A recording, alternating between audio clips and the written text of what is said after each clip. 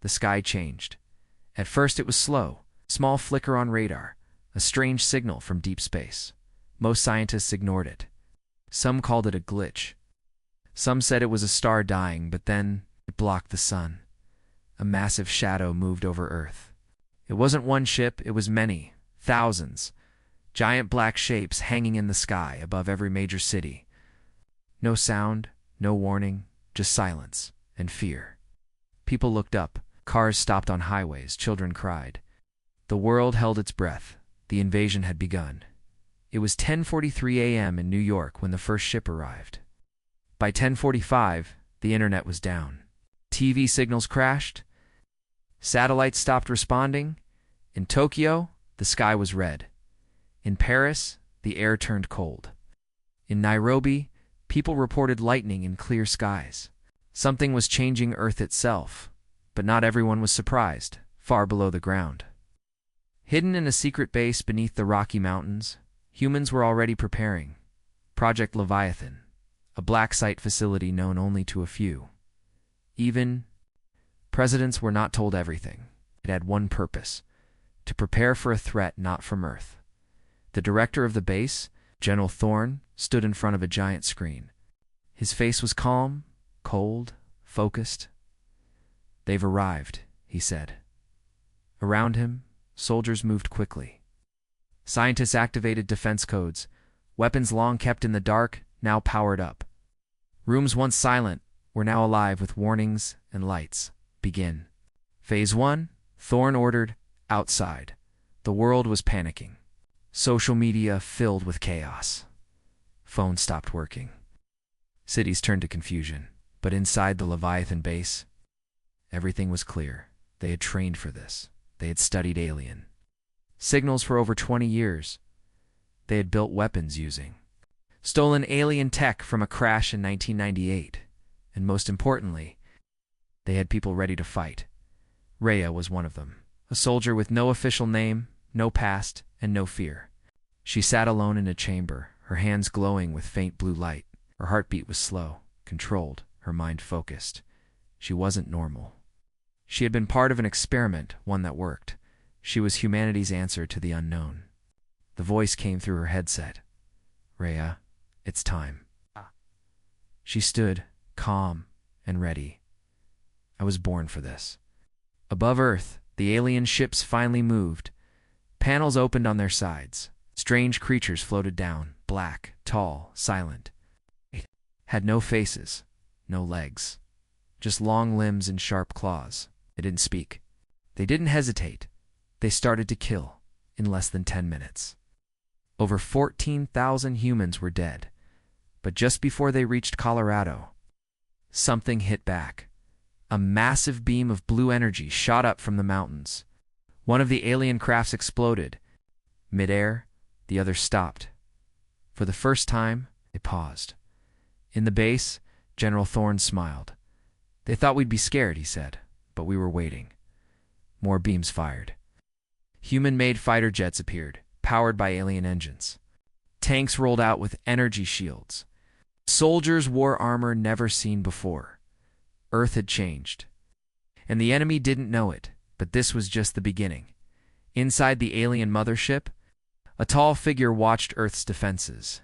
It had glowing eyes and spoke in a deep, metallic voice. "Unexpected," it said. "They have adapted," another alien replied. "Shall we call the 7? The tall one nodded.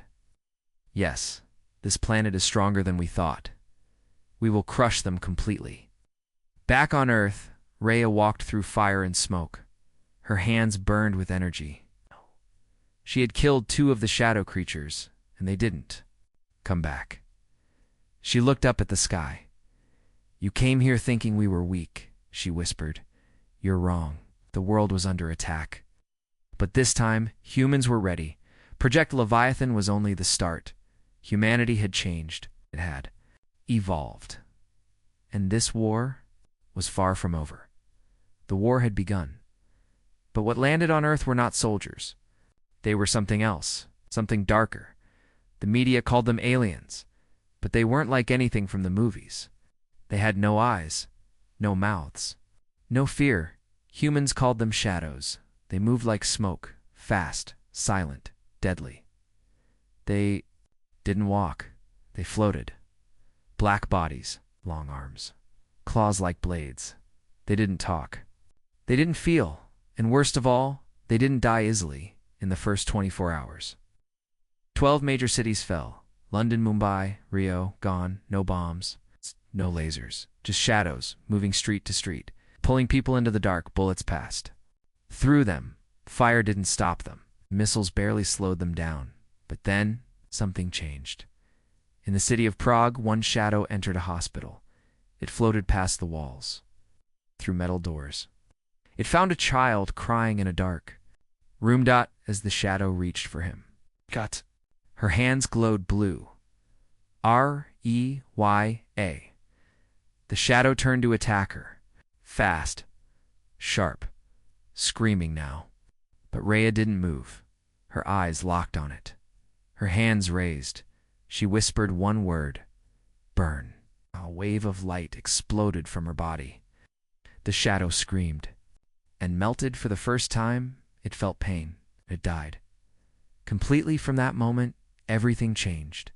Humans learned energy works. Not normal energy, not fire or electricity, but soul energy, a force humans didn't fully understand. But Rhea was born with it, and now scientists started to study her, back at Project Leviathan. General Thorne watched the battle footage. This isn't a war of machines, he said. It's a war of minds. The aliens were using fear. Shadows weren't just killers. They fed on emotion. Panic made them stronger. Hope made them weaker. The human spirit was now a weapon. So they built the Soulwave unit, a new device. Powered by Rhea's energy signature, it could send pulses through cities. It didn't kill shadows, but it made them visible. And once they were seen, humans could fight. Rhea wasn't the only one. Across the world, others were awakening. Soldiers with strange senses. Teenagers who could bend light. Old monks who could silence rooms with a breath. Something inside humanity was changing. The aliens noticed inside the Empire's command ship. The tall leader stared at Earth again. They are adapting, it said. Too fast. They are not like the others, said another. They are dangerous. One by one, the alien leaders agreed. Earth must be erased, not conquered. The shadow units had failed, so now the Empire would send something else. Something stronger. The Seven. Back on Earth. Rhea stood on a rooftop, staring at the moon. Smoke rose from the cities, but lights were still on. People still fought. Children still laughed. We are not done, she said quietly. Behind her, a boy ran up. He had been rescued from Prague. Are you a superhero? He asked. Rhea smiled. No, I'm just human. The next day, 3 Empire ships left orbit. They were larger, older, covered in strange marks. Inside them, 7 beings rested in black chambers. They were not shadows. They were living weapons. Each had destroyed worlds, which had never been defeated, and now they were coming to Earth. But Earth was no longer the same. The Soulwave units were active. New energy weapons were being tested. More humans were awakening with strange powers. Fear was still there, but now it stood beside courage. The real war was just beginning. For days, Earth was losing. Cities burned, millions ran. The shadows had returned, stronger, faster, learning from each attack. But humans were learning too. They were no longer scared. They were angry. In Madrid, Spain, the capital became a battlefield. The Empire sent 20 shadows and 1 large beast called a graver. It had 6 arms, metal bones, and fire in its mouth. No human weapon had ever scratched it until now. Rhea stood in the middle of the city. Around her, fire, broken buildings, and smoke. She had no army, only a few soldiers and 2 new awakened humans, Myra and Kellen. They were young, scared, and untrained. But they had power. Rhea had no choice. We stand now, she said, or Earth falls forever. The battle began at dawn. The graver roared as it stepped into Madrid's central square. Cars flew through the air. Buildings shook. Rhea moved fast, light shining from her arms. She hit the beast in the chest. It didn't fall, but it staggered. Then, Kellen used his gift sound waves. The air cracked as he screamed. The graver covered its ears, confused. Mira closed her eyes. She lifted a hand. A wall of energy rose between them and the beast. Together, they fought like one. At Project Leviathan, General Thorne watched everything on screen. "This is it," he said. "If Madrid stands, humanity stands." Back in the square, Rhea jumped. Onto the graver's back, she placed both hands on its head. Her voice was calm. "I don't fear you." She released a blast of soul energy, not to kill, to unlock. The beast screamed. It burned from the inside. It fell. The shadows ran. 4. The first time in the war humans won. People across the world saw the news. They cheered. They cried. It was a message to every city, every person. We can fight back. But far above, inside the Empire's ship, the leaders watched the fall of Madrid. They did not cheer. They did not cry. They decided. They killed a graver. One said, "They are unstable." Another whispered, "They should not be evolving this fast. They are dangerous." The tall leader nodded. "It is time. We call them now the Seven. Yes, let them fall from the stars." The Seven were not soldiers. They were legends. One had destroyed a planet. One had survived for hundreds of years. Now they were awake. Now they were angry. On Earth, Rhea sat on a rooftop beside Mira and Kellen. The city behind them was broken, but still alive. People brought them food. Children waved. For the first time, Rhea smiled. "We gave them hope," Myra said. Rhea nodded, but it came with a cost. Kellen asked, "What do you mean?" Rhea looked at the sky. "They're watching now. They won't make the same mistake twice." High above Earth, 7 black pods left the main ship. They were fast, silent, like comets made of steel. Each one held a force beyond anything Earth had ever faced. They would land soon. In Leviathan Base, alarms blared. Thorne stood straight. "They're here," he said. "God help us all." He turned to his team. "Prepare Titan Protocol. This victory may have just doomed us all." The world had its first win. But the Empire was no longer testing them. The real war was coming. For one moment, Earth had hope. One city stood. One monster fell. One small team had won, but that moment ended when the sky turned black again. 7 fireballs burned through the atmosphere, each one the size of a building. They came fast, no warning, no signal, no sound. They crashed into 7 different places. Cairo, New York, Seoul, Cape Town, Moscow, Buenos Aires, and finally, Sydney. Where they landed, the ground broke. The sky cracked. The air became cold. From each crater, something walked out. Not shadows, not Gravars. Something worse. They were called the Seven. The first was a giant 20 feet tall, made of black armor and red light. His name was Gralith, carried no weapon. He was the weapon. The second Vera floated in the air. Her voice made people bleed from their ears. She killed with sound and sorrow. The third, Drox, could move through walls, bullets and bombs. He didn't fight, he erased. The fourth Kerr had claws made of starlight.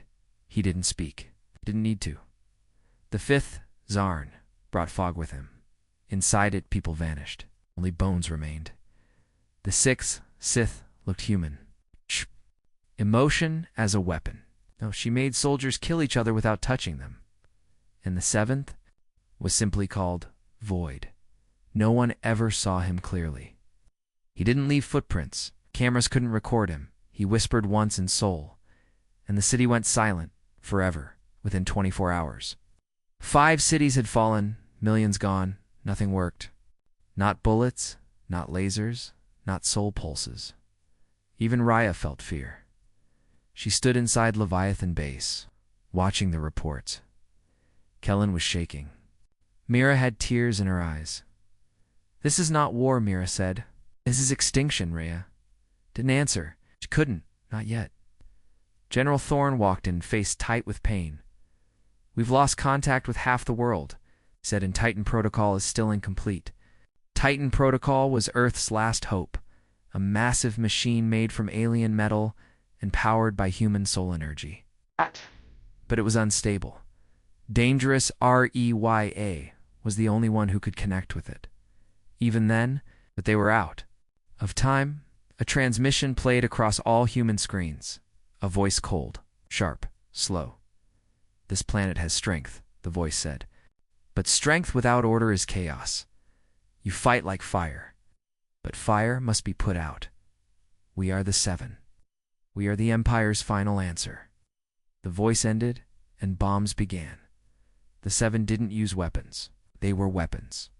In Cape Town, Greylith punched the ground, and half the city sank into the sea. In Moscow, Sith stood on a rooftop, and thousands of people turned on each other like puppets. In Seoul, nothing remained. Rhea stared at the map. Red lights were spreading fast. Too fast, Thorne turned to her. "If Titan fails, we lose Earth," he said. Rhea looked him in the eyes. "If we do nothing, we lose it anyway." She walked to the Titan chamber. It was huge. Like a mountain of metal, it was alive, humming, pulsing, waiting. Rhea stood in front of it. "I don't know if I'll survive," she whispered, "but I'll make sure they don't either." She stepped inside. The doors closed. Outside, the world burned, but inside Titan, something awakened. Lights turned blue. The air became still. A voice echoed inside Rhea's head. "Pilot linked. Protocol active." Across the Earth, the Seven turned their heads, sensing something new. Not fear. Not death. But challenge? Void whispered. "They dare fight back again?" Sith smiled. "Good. I was getting bored." Back in Leviathan, Thorne looked at the monitors. Titan's heart was beating. His voice shook with both fear and pride. "God, help them. She's ready." The war wasn't over. The Seven had landed. Earth was bleeding. But humanity wasn't finished yet, and now they had a weapon of their own. Everything went dark. No lights. No sound. Only Rhea, floating inside Titan. The chamber was cold metal and soft light. Wires moved like snakes across her skin, reading her pulse, her breath. Her fear, then came a voice, not human, not machine, but something in between. Soul signature confirmed. Pilot Rhea. Protocol Titan. Unlocked. Outside the chamber, the Earth was still burning. The Seven moved without mercy. Drox destroyed New York's defenses in minutes. Zarn filled Cairo with endless fog, and Void was simply deleting cities from reality, but something was changing. Inside Titan, Rhea's body was glowing. Her heartbeat synced with the machine. Her memories flashed like lightning. Her parents gone in the first attack. Her training, her first kill, the day she met Mira, and Kellen, all of it, became energy. Then the machine asked her a question. "Do you accept the link?" Rhea paused. She thought about everything, the pain, the fear, the weight of the world, and she whispered, "Yes." The ground above Leviathan Base shook. Energy burst from the mountain. A beam of white-blue light shot into the sky. Titan had awakened? "General?" Thorne watched from the command deck. The monitors exploded with new data. Titan was rising, a giant of light and armor, 50 meters tall, built from human steel and alien tech. Powered by one soul, Rhea. She was no longer just human. She was Earth's last weapon. Inside Titan, Rhea could see everything. She wasn't standing anymore. She was the machine. When she moved her arm, Titan moved its arm. When she spoke, the machine roared. A deep voice echoed from the Titan's core. "Target, the Seven. Mission, push back." In Buenos Aires, Greylith heard the sound. He turned. He saw something walking through the clouds, giant, glowing. "Ready?" he laughed at last. A real fight. Titan jumped. It crossed continents in seconds, leaving a trail of thunder and wind. It landed in South America, shaking the earth. Rhea saw Grelith clearly now. The giant of the Empire. A monster. Of metal and rage, he charged. So did she. The clash was like an earthquake. Fists the size of tanks hit. Buildings fell. Mountains cracked. Titan took a hit, hard. Sparks flew. Warnings flashed, but Rhea pushed forward. She remembered the people who had died. The cities lost. The hope still alive. Her anger became power. She focused energy in Titans. Hands a sword formed, long, bright, humming with soul force. Growlithe roared and charged again. This time. Titan moved faster. Rhea slashed through Grelith's chest. For the first time, Empire's strongest warrior bled. Grelith stumbled. His armor cracked. He looked at Rhea. "You're just human," he said. "No," Rhea answered. "I'm humanity." And she drove the sword into his core. Growlithe exploded, far above Earth. The other 6 felt it. One of them had fallen. Sith frowned. "She killed him." Drox tilted his head. "Impossible." "Void," simply said. "Interesting." Back on Earth, Titan stood tall. Grelith was gone. The people of Buenos Aires looked up with new hope. Rhea, inside the machine, was breathing hard. That battle had drained her. She had maybe one more fight left before Titan shut down, but it didn't matter. She had done it in Leviathan. Thorn stood slowly. She just killed one of the 7. The room was silent. Then, applause, cheers, tears for the first time. Humanity had struck back with equal force, but Thorn knew this wasn't the end. It was the beginning of something worse. He looked at the screen. Now they'll come for her. He whispered, inside the Empire ship. The 6 gathered. Vera screamed loud enough to break glass on Earth. Zarin whispered to his fog, "Find her." Voight simply stared down. "They think victory is survival," he said. "They don't know pain." Yet Rhea, still inside Titan, looked at the sky. She knew they were coming. All of them. But now, they knew she could win. Grelith was dead. For the first time in history, one of the 7 was gone, and the Empire did not stay silent high above Earth. In the Black Command ship, the 6 remaining elites gathered around a dark flame. Void stood in the center. She used Titan. Said, "Then we destroy Titan," said Vera, her voice shaking mountains below. "She is just one soul," Sith hissed. "We are 6. "No," said Drox. "They are not just one anymore." He showed them footage. Humans fighting back across the world. Myra building light shields in Cairo. Kellen using sound blasts to break apart shadow units in Moscow. Even new awakened humans. Rising children. Soldiers. Even Elders. Earth was changing. Fast on the surface in Leviathan base. Thorn gathered Earth's last defenders. All 7 continents sent leaders. Satellites connected broken cities. People stopped running. They started planning.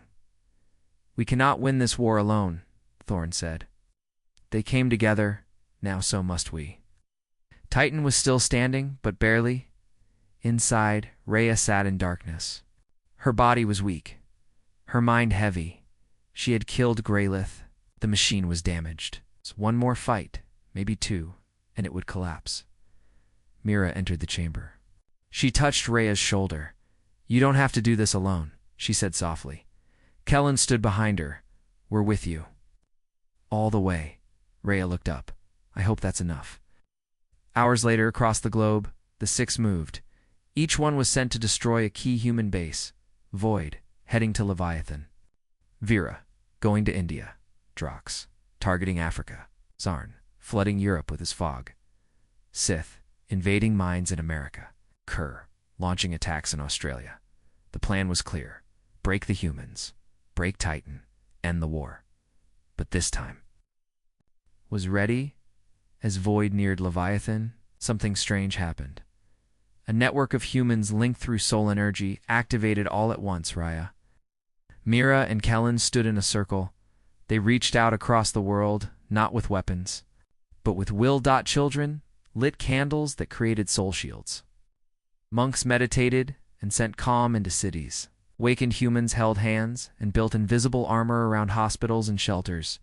Even people with no powers stood strong. They stopped running. They stood up. Void felt it first. Not fear, but resistance. He reached out to erase Leviathan. But his power bounced back. He staggered for the first time in centuries. "What is this?" he whispered. A voice answered from the base, "Raya. It's the human spirit. And you can't break it." In India, Vera screamed. But this time, no one bled. Why? Because a small girl stood in front of a temple. She wasn't afraid. She smiled. And Vera's power failed. Drox passed through walls in Africa, but found no fear to feed on. Only courage. Only Unity's scythe entered minds in America, but they pushed back. Mothers, soldiers, farmers. They told her, "This is our home." Zarn's fog rolled across Europe. But people lit soul fires that pushed it back, even Kerr. The silent killer was stopped by a group of humans standing hand in hand. They did not move. They did not fight. They simply faced him together. The six had come for destruction. But Earth had given them something else. A world that refused to. Neil Rhea opened her eyes. She felt every soul, every heartbeat, every whisper of hope. She stood tall inside Titan. "It's time," she said. Thorn gave the order. "All units move. Strike back now." Across the world, the first coordinated human counterattack began. Energy cannons fired. Soul pulse networks glowed blue across the sky. Titan roared and moved again. One by one, the six felt pain. Small wounds. But real. For the first time. They were not the only threat. Humanity had become a storm. Void stepped back. "Impossible," he whispered. He turned to the sky. "It is not the weapons that change them. It is each other." The seven had come together to end Earth, but now Earth had come together to end the seven. The Earth had changed, not because of new weapons, but because its people had found something stronger than fear. They had found each other in space. The Black Empire ship hovered silently. For centuries, it had ruled without question. But now, it trembled. Inside, Void stood alone, watching Earth through a glowing map. Red lights, his forces. Blue lights, human resistance. For the first time, the blue was spreading faster. Void spoke quietly. "We underestimated them." On Earth, inside Leviathan base, Rhea stood tall beside Titan's heart. The machine had healed, not fully, but enough. The energy of millions now flowed through it. She wasn't just connected to the machine anymore. She was connected to everyone. Thorn walked in with a calm voice. "The plan is ready. This is our final strike." Mira and Kellen joined her at the launch deck. Together, they would lead the final push. One from the sky, one from the ground, one from the soul. Across the world, 7 attack teams moved toward the 6. Each team had one mission. Keep the 6 busy. Don't let them escape, while Rhea would go to space, straight into the heart of the Empire's ship, straight to Void. The battle began at sunrise. In Australia, Kerr met Kellen. Blade against sound. In India, Mira stood against Vera. Light versus scream. In Africa, Drox faced soldiers who had no fear, only courage. In Europe, Zarn's fog was burned away by unity. In America, Stith fell into a mental trap built by thousands of linked minds. They fought hard. They hurt Earth, but they couldn't win because the humans no longer fought alone. They fought as one. Meanwhile, Titan lifted off. Rhea took it beyond the clouds, beyond the atmosphere. Into space, the stars around her looked peaceful. But she knew better. This was the calm before the final storm. As Titan neared the Black Empire ship, it sent warnings, lasers, mines, shadow drones. Rhea dodged them all. She had one target, Void. The Empire ship opened like a mouth. Titan flew straight inside, and there, in a dark chamber filled with stars, stood Void. He was calm, tall, cloaked in smoke. "You've done well," he said. "Better than any species we've faced. But Your time ends now? Raya stepped forward inside Titan. No, she said. Your empire ends now. Void raised his hand, and time slowed. Titan froze. Rhea couldn't move, her heartbeat slowed. He walked closer. I control gravity, time, space, he said. You control hope. And hope dies. But then, something happened. Rhea heard. Voices, whispers in her mind. Not just one, millions. Children, parents, fighters, doctors, broken souls. All sending her energy.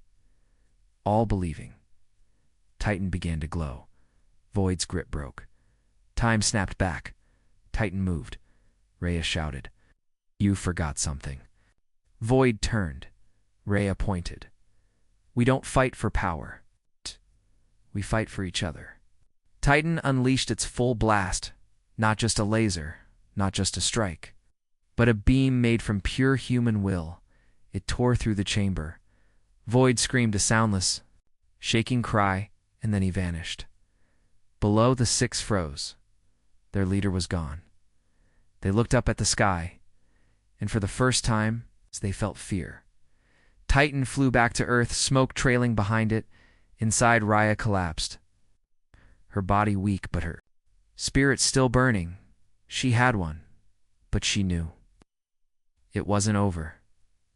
On the ground, Thorn gave the final call. Push now. The six tried to run, but Earth was faster. Mira blinded. Vera with a soul-light explosion. Kellen overloaded. Kerr with a sound wave that shattered mountains. Sith was trapped in a memory loop by a linked and vanished. Zen vanished in a firestorm. Of Belief and Drox, once untouchable, was struck by thousands of united fists. One by one, they fell. And as the last of the six faded, the Empire's ship in the sky crumbled into black dust. Humanity didn't just survive. They won, but the cost was heavy. And Rhea, she was still missing. Inside Titan, somewhere deep under rubble and metal, her eyes opened, weak, barely breathing, but alive. Silence. No explosions. No screams, no weapons. Only the wind. And the sound. Of life returning, the Empire had fallen. Void was gone. The six were defeated. The skies cleared. The Earth, though wounded, was breathing again, but deep below a mountain of metal inside the broken core of Titan. Rhea still lay still. General Thorn paced inside Leviathan Base. How long has it been since contact? He asked. For hours, said Mira, her voice cracking. No signal. Nothing. Kellen slammed his fist on the table. She gave everything. You can't just leave her there. Thorn looked at them, then at the screen showing the crash site. Then we go get her. Rescue team launched. Fast, silent, ready for anything. Titan had fallen near the ruins of the Empire ship. Black metal everywhere. No life signs. Until now, one small pulse. Weak. Human, right?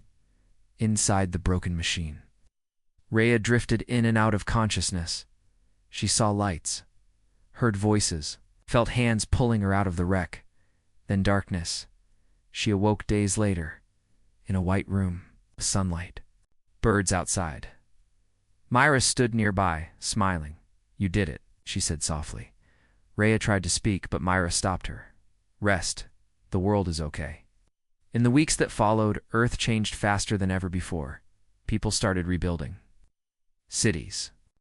Once lost to fog and fire began to rise. Children born during war now ran through fields without fear, and those with awakened soul energy, they didn't become soldiers. They became protectors, healers, builders. The Council of Nations. Formed again, not divided by borders, but united by survival. Every race, every voice. Every soul now had a place, because they had all paid the price. 1. Nightthorn stood outside the ruins of Titan. It had become a monument not to war, but to unity.